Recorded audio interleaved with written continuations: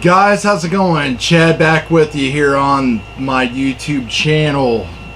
RCE, making, 3D printing, all of that good stuff.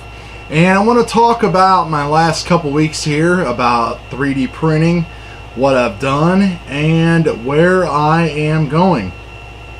Now, I started off with Maker Select over here, which there's a video that I'll link up there that shows my modifications and initial installation and all that kind of stuff. And I also acquired the Creality, and I also have acquired the Creality CR-10, which is definitely a great printer as well for our newbie people, especially at the price. So here, all laid out in front of me, is all kinds of stuff that I have 3D printed, and some stuff that I have actually built. Now, my YouTube channel originally started as an actual model channel, and then of course I got big into drones and everything like that, and it blew up, and then I started buying all these 3D printed parts, and I was like, hey, it'd be great to save some money and get into 3D printing and stuff for myself. Boy, did I wait too long.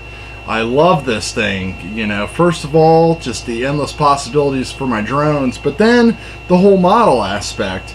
You know, I'm going to put some close-up shots of some of these models that I've built in the past. My Viper, Galactica Viper, and ATST here, and I've got shelves over here lined with some Terminator models and Star Trek models. I mostly build sci-fi stuff because I like to paint and weather and do all those different layers of cool things and all that kind of stuff. And that is really what is going to be driving my passion for this is, for example, the Stormtrooper helmet, which I'll give you guys some close-ups of this stuff. This is something that you just can't go out into a store and buy, but somebody has actually already made this. So you can print this out for, who knows, like around $1, and then work on it and build it up as a model, and that's just awesome. So I've done some spiral vases to try some things out. I've printed some bowls. I printed the AI figure in low poly, which is really cool.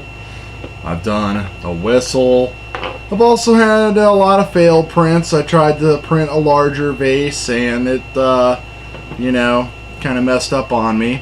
But just to give everybody, I want to kind of give everybody some good advice starting out with, and then talk about where the next videos are going to go with this stuff.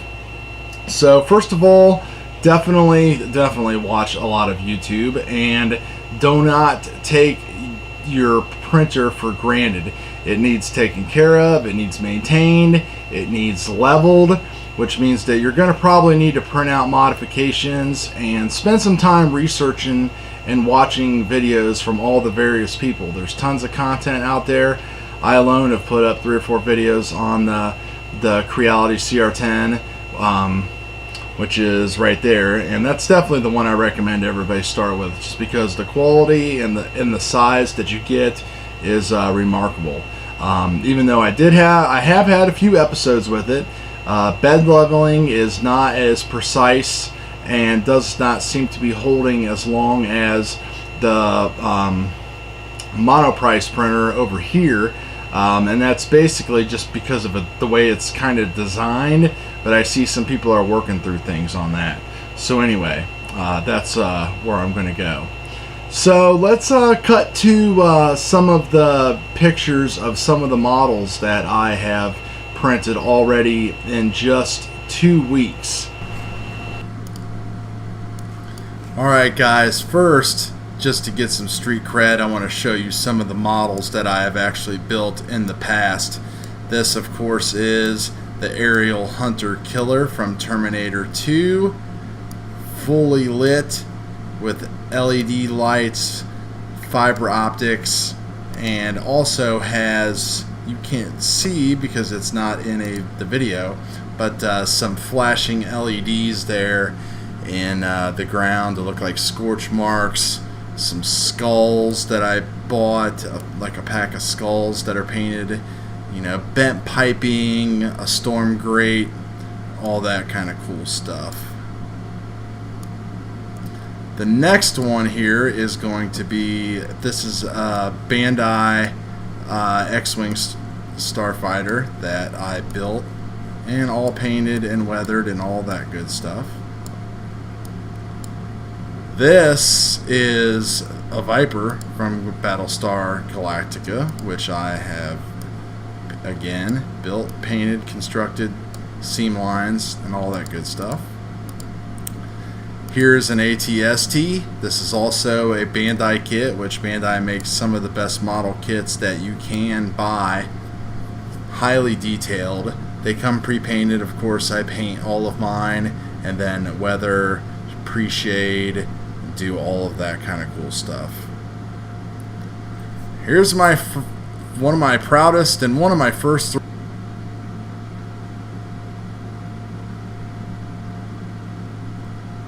Now, of course, he wasn't the easiest to print. I did have to learn a little bit with the wood PLA and everything, but he came out really good after just a little bit of cleanup. My first journey into Pet G, a small spiral vase, which turned out really nice. This AI thinker really turned out cool. Once I switched to Simplify 3D, I was able to capture those angles and really make those lines just disappear. And here's one of my favorite right now. The Star Wars Stormtrooper blown apart. I've already done some prep work and sanding and some heat gun action, as you can see. I cannot wait to get started on this. This is going to be one of our first build videos that we're going to go through. The Darth Vader Pod Racer model, which you can see in some instances I have started to work on it, and in some instances I have not. But we're going to go through some building info on this one too. But of course, I have had my failures. Not everything turns out perfect, especially the Pet G, but it's all a learning process. So the second piece of advice I have for all the newbie people is to become familiar and learn how to use your slicer. Now, I started off with Cura because it's free, and that is pretty much what every printer comes with because it's a free open source program. And there's a lot of information out there, and it's got tons of settings, and you can do a lot of stuff. I printed a few of these items in Cura, but recently I switched over to Simplify 3D 4.0, and it has made the experience so much better because the profiles that are already created out there that a lot of people have created and tailored to our machines and different filaments really do make a difference. I started the first 8, 9, 10 prints just using these profiles before I actually took the time to figure out what they were doing, like what coast was, and the difference between a raft and a skirt and all that kind of stuff. So you definitely want to study that kind of stuff and understand that, and then start looking at these profiles and thinking about things that you can change that have worked better. Like a certain gentleman's profile I'm using off of the Facebook group. His extruder temperature is running at 210 degrees for the Creality. I have found that the Hatchbox PLA that I'm using actually seems to work better at 215. So there's little tweaks and changes like that you'll need to make into your speed and everything like that. So I would definitely suggest going ahead and investing in Simplify 3D.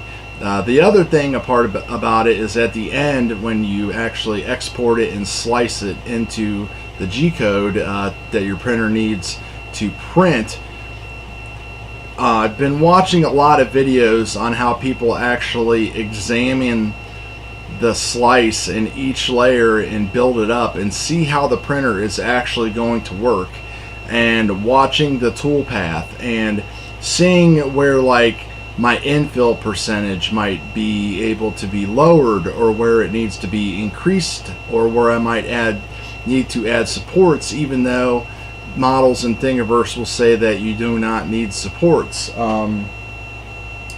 Over in the trash can right now, I have one of the cellular vases that's on Thingiverse that's real popular, and I tried to print that, and I got up to about there, and then I came home and it turned into a spaghetti mess. Probably because maybe I still have some misalignments and stuff to tweak out. Maybe I was printing too fast. Also, maybe I needed to add in support material, even though people had said that they have been able to print without supports.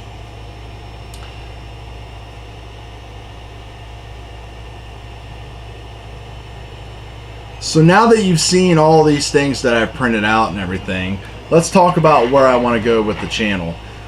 Basically, I've got every modeling supply that you could ever need. I've got airbrushes, tons of sandpaper, this and that and everything, and I just want to start showing people how they can get awesome looking models on their own.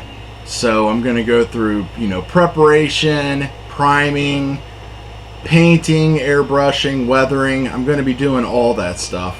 I know there's a lot of people out there that are doing the props and the cosplay and stuff, and they're busy printing and stuff, and they basically just put out big designs. I see a lot of people asking questions on, hey, how did you do that, and this and that, and I've been modeling for a long time and got back into it the past 7 or 8 years, so I have so much to add. The first thing we're going to be doing is talking about obviously sanding and prepping our models, and then seeing about using things like epoxy or XTC 3D to fill in the lines that we have left over so we can get a good finish. Because sanding, and as I look at these models, sanding and primer sometimes isn't going to be enough, and Bondo isn't going to be enough. Bondo gets really messy and it gets really tricky. Every piece of primer and Bondo and any type of filler, every kind of formula kind of has its own place. For example, if you just coated this entire model in the epoxy in XT3D, then you would have a hard time getting weathering and different colors and stuff into, the detail and the scratching and stuff there. Not to mention a glossy epoxy type of mix doesn't work well on its own. You're going to need to still prime it, and then you're going to have to paint it. So there's a lot of things that are going to have to go into that. And don't worry, we're going to cover them. I'll even go into some airbrushing stuff. My favorite kind of primer is actually Stynylrez by Badger. It's a polyurethane type of primer, so it's a little thicker, and it will actually fill seams and fill these lines up a little bit better than your normal 2-in-1 high build primer or your Tamiya fine surface primer.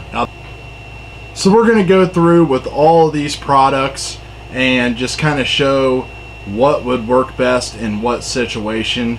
There's probably even going to be situations where we're going to need to use maybe a couple different epoxies, or maybe epoxy and primer together just to cover one part, or epoxy and then still have to come back and use Bondo and spot putty. So going to go through and we're going to cover all that stuff. It's going to be fun, it's going to be exciting, and hopefully we can all learn from it and each other. So we'll talk to you later, guys.